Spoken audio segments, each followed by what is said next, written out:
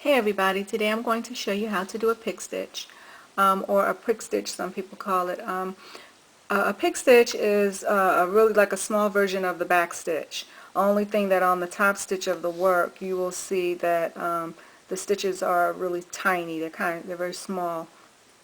It's really a good stronghold stitch. It holds your work together very well, and I love to use it when I'm inserting zippers by hand. So I'm just going to show you how to do that.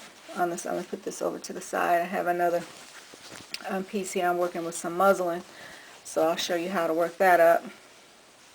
Okay, first thing that you're going to do is you're going to notch your work on the end. I usually anchor a lot of my stitches in like I would do for hand embroidery. So you can either do that or you can knot the thread on the end, and you'll just insert in the needle.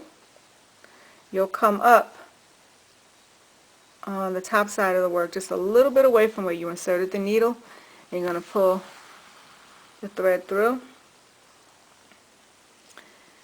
Then you're going to insert the needle just behind that stitch that you just made.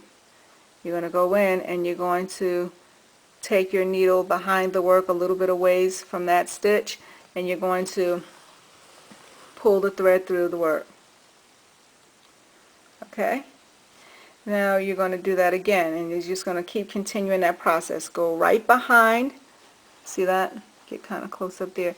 Right behind that stitch, that last stitch that you made, come up a little bit of ways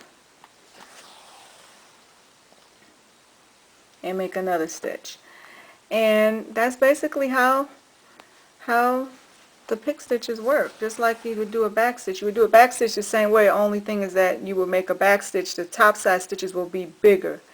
So this time we're coming in right behind, we're going into it right behind where we made that last stitch, like about 1 millimeter off or away from it, and it's going to work them in. So I'm just going to work them straight across, going right behind the stitch.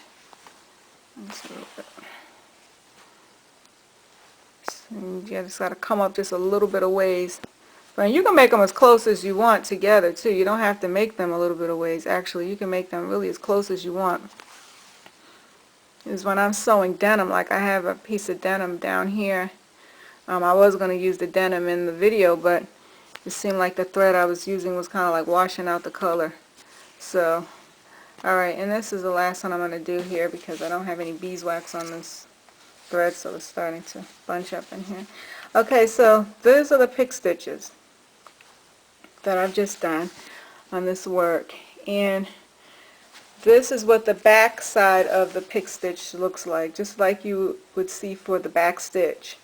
You know, you should see a long trail of long stitches, and the top side will be a trail of short stitches.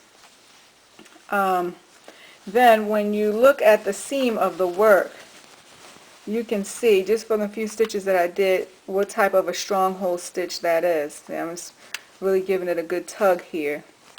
You can do them closer together so that they won't, you know, you won't see those gaps in between the stitches. But it's really a very good stronghold stitch.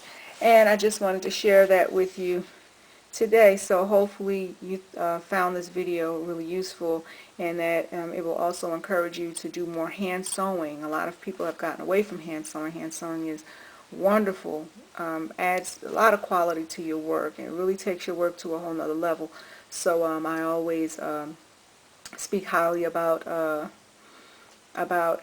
sewing by hand, and I share a lot of that information on my blog, so hopefully you guys will stop by there and pick up some other tips and sewing tips and tutorials and stuff as well, okay? So thanks for stopping by, and I'll see you guys next time.